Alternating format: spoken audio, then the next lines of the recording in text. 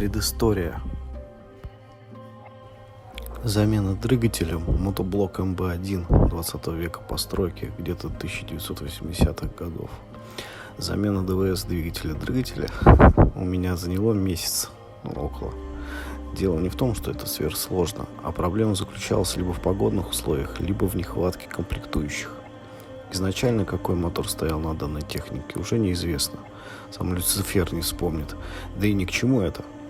Но я его менял вместо калужского ДМ-101. С 2003 года стоял на этом мотоблоке. Он прослужил до конца лета 2020 года. Но надо заметить, что эксплуатация только летняя, теплая. Еще хочу добавить по этому двигателю, что замену масла он узнал только в последние сезонов 5. А до этого его мучили все, кому не лень, с маслом, что залили при установке. Но это уже отдельная история, кто такие, кому не лень и почему не менялось масло. Скажу, что калужское сердце билось бы и до сих пор, если бы его обслуживали вовремя. Выбор ДВС. Форза или Фан. Изначально хотел взять Форза или Лифан 168F, 170F модели.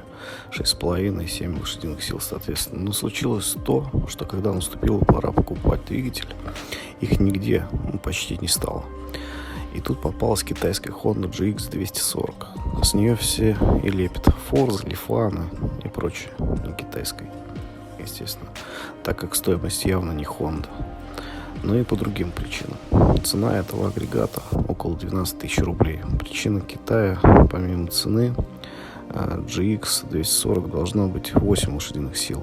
И на блоке должна быть маркировка 173F. У меня же 170F. 170F у Honda это GX210 с теми же 7 лошадиными силами. Короче, китайцы намудрили. И сколько пони реального мотора, неизвестно. Но подозреваю, что 7. И есть еще отличия. Походу, может, о них скажу. В итоге куплен был китайский Honda GX240. Разборка мотоблока МБ-1 или снятие ДВС ДМ-101. Переходим в стадию разборки.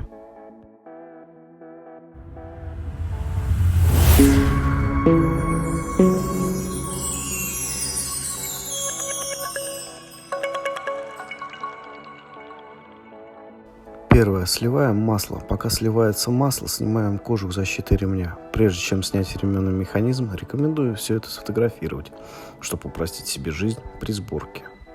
Второе. Отсоединяем трос газа от мотора. Третье. Снимаем ремни вместе с роликами и тяги передней и задней передачи. Четвертое. Откручиваем 4 болта к креплению мотора и демонтируем его. Здесь все просто. Хочу заметить, что если снять колеса с мотоблока, то откручивать, и очевидно прикручивать болты крепления ДВС станет удобнее. Я знал, что нужны будут дополнительные комплектующие для установки, но хотел применить мотор без них. Забегая вперед, скажу, что они все-таки нужны. Первые выходные закончились. Крепеж покупал на развес в строительном гипермаркете, известном. Болт М8, шайбы, гайки, гроверы. Брал разной длины болты, разного размера шайбы и гроверы. Также купил шайбы М10 и М12 и шкив притягивал сначала через шайбу М8, плюс потом М10, так как не нашел нужного размера. И, конечно, мне так не очень нравится, надеюсь переделать. На моем опыте прикрутил площадку к мотоблоку.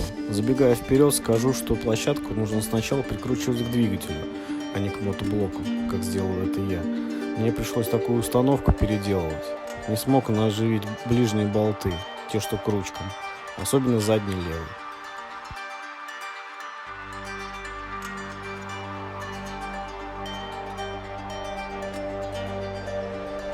Берем горсть крепежа.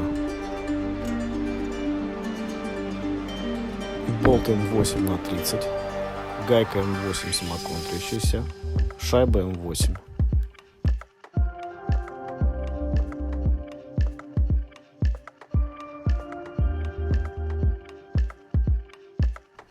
Техническая сводка.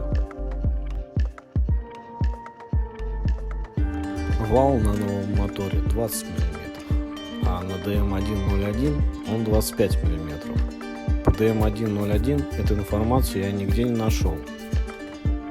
Для справки, у Honda GX240 с блоком 173F различия. Модификация затронул в первой части моего сериала. Советую посмотреть, ссылка в описании. Идет вал 25 мм. Еще одна особенность принадлежности Honda Китая. Что захотелось сделать, так это завести новый мотор. Сливаем транспортировочное масло. Заливаем новое. Взял Лукойл 10W40. Заливаем бензин. Открываем кран топливный. Закрываем воздушную заслонку. Дергаем стартером и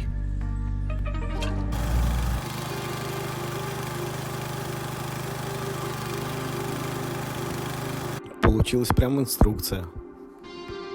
Берем двигло и двигаем его на мотоблок. Здесь он должен быть уже с площадкой. По-моему, не так он должен стоять, но это на самом деле шутка. Тем временем погода вносила свои коррективы. Болты для ДВС площадка М8/40, гайка М8, шайба М8, под гайку плюс под болт. ДВС вместе с площадкой установлен. Двигатель стоит, но лучше сначала прикручивать площадку к мотору, а потом уже вместе с площадкой прикручивать к мотоблоку. Так будет намного удобнее и проще.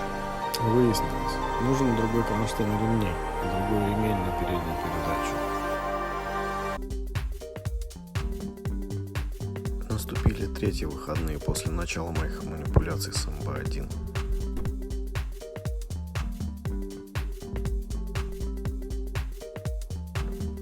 Опять не все, слава богу. Я с легкостью установил кронштейн и ролики передней и задней передач, но ремни не подошли. В конце всех частей будет итог дополнительных запчастей, необходимых для замены. Установка привода троса газа, акселератора. Рукоятку троса сдвинул выше, ближе к ручкам, просверлил отверстие.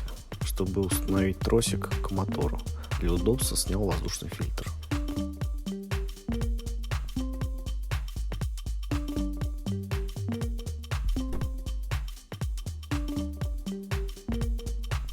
Устанавливаем кронштейн ремня, два болта, сам кронштейн.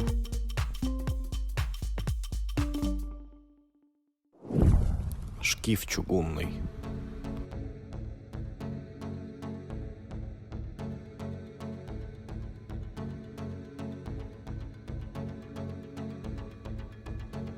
Купил чугунный на Озоне, ссылка оставлю в описании. 20 мм вал. А вот производитель. Вот. Ремень не подошел, придется покупать другой длины. Сейчас попробую установить газ штатным тросиком. Необходимо снять воздушный фильтр, чтобы не сломать корпус.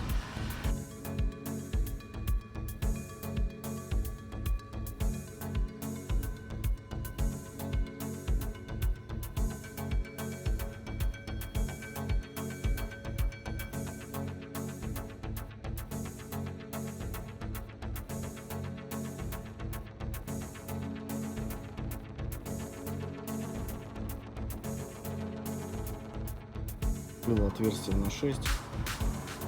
Тросик у меня, конечно, развалился, кронштейн крепления. Потом, может, как-нибудь заменим. Вот и все.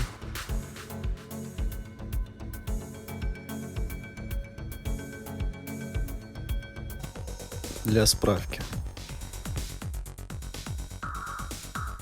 При поиске ремней я наткнулся на установочный комплект. Пару ссылок будет в описании, не реклама.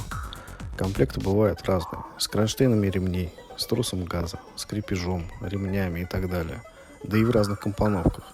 Но мне уже покупать комплект глупо, когда остался только один ремень. Но я приобрел их два, на переднюю и заднюю передачу. Установка ремней. Ремни установились с трудом. Есть два варианта. Купить длиннее ремни, но уже не хотелось. Сдвинуть ДВС максимально назад, насколько это возможно. Пришлось стачивать угол у кронштейна ролик и сдвигать мотор до упора к ручкам.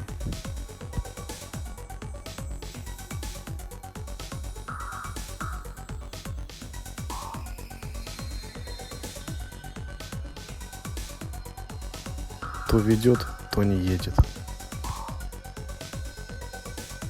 Удлиняя, укорачивая тяги передач, добился нужного включения.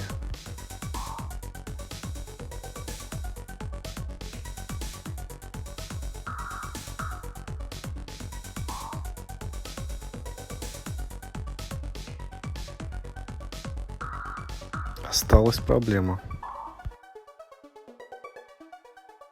При включении передней передачи пружина редко застревает между кузовом мотоблока и двигателем, заливной пробкой, а при движении назад ремень соскакивает с ободного ролика. Соосность ДВС с шкивом редуктора нарушена. У этого кронштейна нужно спилить угол. А левый верхний угол пилить под 45 градусов приблизительно, но делать это аккуратно. Если переборщить, то направляющий шток может вывалиться. Решение проблемы. Двигать ДВС некуда.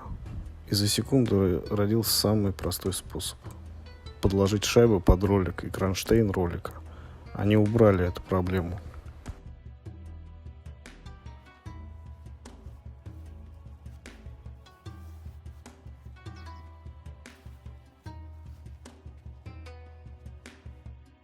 Что использовалось для восстановления мотоблока?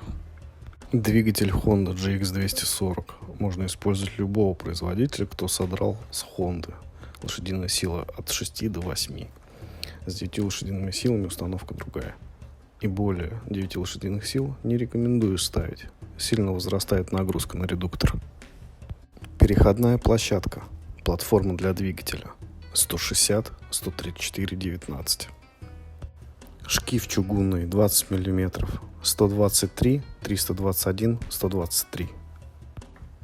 Кронштейн-успокоитель МБ1 под импортный двигатель 005.45.0010-03. Ремень передней передачи А1213. Ремень задней передачи Z0 1400. Такой же у меня и стоял. Но купил новый. Мой проработал лет около 20. Крепеж. Разные. В строительном гипермаркете. Ушло 4 болта М8 на 30. Шайбы М8 8 штук. Гайки самоконтрящиеся М8 4 штуки. Крепление площадка к мотоблоку. 4 болта М8 на 40. Шайбы М8 8 штук. Гайки самоконтрящиеся М8 4 штуки. Крепление площадка к двигателю. 2 болта М8 25. Шайбы М8 2 штуки. Гровер М8 2 штуки. Крепление кронштейна успокоителя. Болт М8 на 30. Шайба М8 плюс шайба М10. Гровер М8. Шкив коленвала. Крепеж на кожух ремней и прочее остались старыми. Весь этот список будет в описании. Продолжение с эксплуатации, как ведет себя мотор.